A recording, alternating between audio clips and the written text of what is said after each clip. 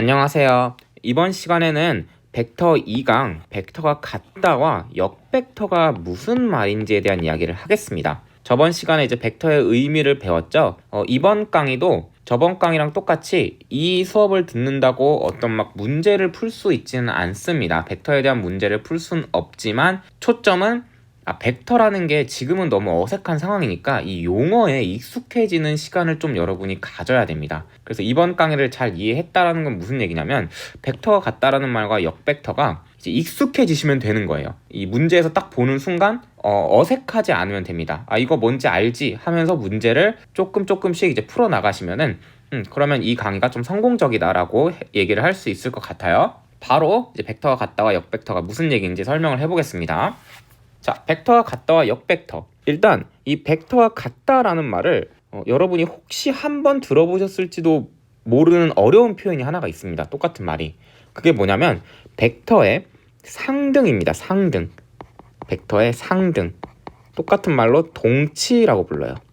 이게 그냥 어려운 표현이고 뭐 벡터가 같다라는 표현을 뭐 조금 더 선호하는 것 같긴 합니다. 자, 그럼 벡터가 같다 이 말을 좀 하기 전에 갑자기 벡터가 같다라는 걸 왜 배우지? 라는 생각을 여러분이 할 수 있습니다. 그냥 벡터가 같으면은 그냥 같은 거 아닌가? 라는 생각을 할 수 있지만 수학은 조금 더 엄밀한 정의를 필요로 하죠. 그 엄밀한 정의에 대해서 배울 건데 이 벡터가 같다라는 이 과정이 사실상 너무나 당연하게 지금 배워야 하는 겁니다. 여러분이 어떤 수학에 대한 내용을 배울 때 이 같다라는 걸 굉장히 많이 배웠어요. 예를 들어서 집합 있죠, 집합?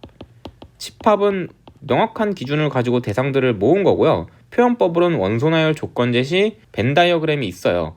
여러분 집합을 배우다가 또 하나 뭘 배운 게 있냐면 집합이 같다라는 말을 배운 적이 있습니다.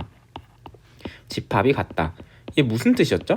여러분이 이런 걸 배웠는지를 모를 수도 있습니다. 하지만 여러분은 명확하게 배웠어요. 분명히. 자, 집합 A랑 집합 B가 같다라는 거는 뭐냐면 A와 B가 서로 포함 관계에 있다는 걸 이야기를 하는 겁니다. 이 관계, 이 두 관계를 만족을 하면은 집합이 같다라는 말을 쓸 수 있는 거예요. 이런 식으로 뭐 집합이 같다라는 거는 뭐 그냥 같으면 같은 거지라고 생각을 하지 않습니다. 수학자들은 이 같다라는 말이 도대체 무슨 얘기일까? 엄밀하게 좀 판단을 하기를 원해요. 여러분 이거를 함수에서도 했습니다.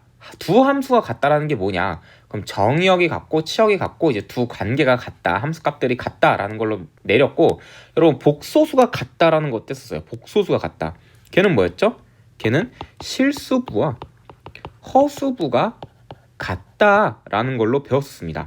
A 플러스 BI와 C 플러스 DI가 있을 때 A는 C이고 B는 D이면 이 두 복소수는 같다 라고 이제 배웠었습니다. 제가 말하고 싶은 게 뭐냐면 이 같다라는 걸 여러분이 수학에서 계속해서 배웠다라는 겁니다.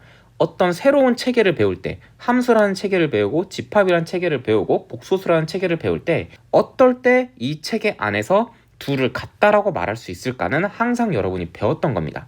그거와 같은 맥락에 있는 내용이에요. 지금 이게 두 벡터가 같다. 자, 이 같다라는 걸 근데 저도 왜 수학자들이 여기에 꽂혀서 이걸 계속 설명하려고 하는지는 정확히는 저도 잘 모릅니다. 그냥 이 같다라는 내용이 여러분이 어색한 내용이 아니라 우리가 계속 해왔던 내용이다라는 걸 좀 알아주시면 좋겠어요. 그럼 벡터가 같다라는 말을 이제 의미를 좀 한번 파악을 해볼게요. 얘의 정의. 다음 두 조건을 만족을 해야 됩니다. 어떤 조건이냐? 크기와 방향이 같으면 돼요. 두 벡터의 크기와 방향이 같을 때입니다. 자, 벡터의 정의가 뭐였죠? 벡터의 정의는 크기와 방향을 갖는 대상이었어요. 그러면 벡터가 크기와 방향을 갖는 애고 그럼 크기와 방향 정보만 담을 거잖아요? 그럼 당연히 두 벡터가 같다라는 거는 크기와 방향이 같으면 되는 겁니다. 너무 당연한 얘기죠. 벡터의 정의가 크기와 방향을 갖는 애니까 벡터가 같다라는 건 당연히 크기와 방향이 같으면 같은 애겠지라고 생각을 하실 수 있죠. 자, 이거를 화살표로 그려보면은 어떤 벡터 하나가 있어요. 자, 얘 이름을 A 벡터라고 표현을 할게요. 벡터의 이름이 A고 이제 벡터라는 표시로 이 화살표를 여기 위에도 표시해 준 거예요. 그 다음에 B 벡터가 있는데 평행하고 방향이 똑같습니다. 그리고 크기도 똑같아요. 길이가. 얘 길이가 화살표 길이가 똑같고 여기서부터 이제 이 각도가 세타라면 여기도 세타입니다. 크기는 제가 길이로 나타낸다 그랬고 방향은 각도로 나타낸다는 얘기를 했었죠. 그래서 이 두 벡터는 이제 같다라는 표현을 쓸 수 있어요. 크기와 방향이 같기 때문에 이렇게 등호 표시를 해줄 수 있다는 겁니다. 자, 그러면 이거 왜 굳이 뭐 배웠어야 됐나요? 이거 너무 당연한 게 아닌가? 라고 생각을 하실 수 있죠. 자, 근데 이 표현은 상당히 이상합니다. 지금 어디서 좀 이상함을 여러분이 느꼈어야 하냐면, 만약에 제가 좌표축을 한번 매겨볼게요. 좌표축, 이런 식으로 좌표축이 있어요. 이게 X축, Y축인데요. 자, 이 A 벡터와 B 벡터 크기와 방향은 같아요. 근데 지금 보시면 시점이 다릅니다. 여기가 이제 A의 시점이고요. 여기가 이제 B의 시점이죠. 근데 제가 X축, 좌표축을 이렇게 매겨왔잖아요. 그렇게 보시면 아마 이제 이 시점의 좌표가 분명히 다를 겁니다. 좌표 매겼을 때. 얘네 둘은 크기와 방향은 같은 게 맞죠. 근데 시점이 다릅니다. 그래도 같은 벡터로 취급을 하겠다라는 게 이 벡터가 같다라는 말의 의미예요. 그러니까 여러분은 이제 이런 생각을 했을 수가 있어요. 크기와 방향이 같으면 당연히 같겠지 라고 생각을 할 수 있지만, 여기서 진짜 혁신적인 생각은 뭐였냐면, 나는 시점에 관심이 없다라는 겁니다. 이게 굉장히 혁신적인 생각이라는 거예요. 이 두 벡터는 시점이 달라도 돼. 하지만 크기와 방향이 같잖아? 그럼 난 이 두 벡터를 똑같다라고 취급을 할 거다라는 겁니다. 그래서 이 포인트까지, 시점에는 관심이 없다라는 포인트까지 좀 기억을 해주시면 여러분이 나중에 벡터 공부를 할 때 조금 편리합니다. 자, 그럼 벡터가 같다라는 건 여기까지 하고, 그 다음엔 뭐 있냐? 역벡터라는 말을 우리가 볼 거예요. 자, 역벡터는 뭘까요? 이 벡터가 같다라는 말과 이 역벡터는 관계에 대한 이야기입니다. 일단 관계.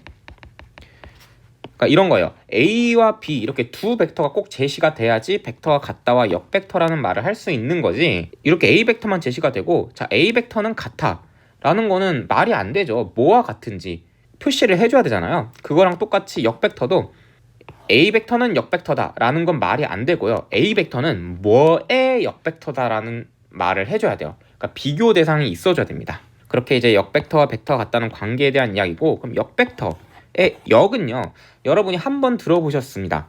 역수라는 말 들어봤죠? 역수. 역수 뭐죠? 2의 역수는 2분의 1이다. 그러니까 역의 관계에 있다라는 겁니다.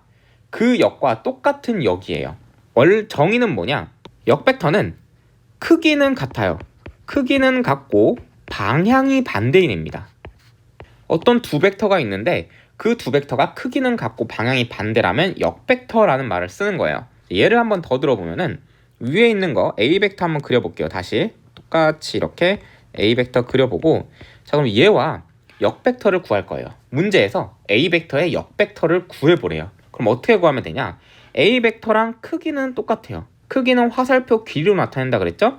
자 그럼 이 길이랑 똑같은 애를 붙여주면 돼요. 일단 이렇게 이제 크기가 똑같이, 길이를 똑같이 해볼게요. 그리고 방향이 반대래요. 방향이 반대라는 건 이 선상에서, 이 선 있죠? 벡터의 연장선에서 평행해요.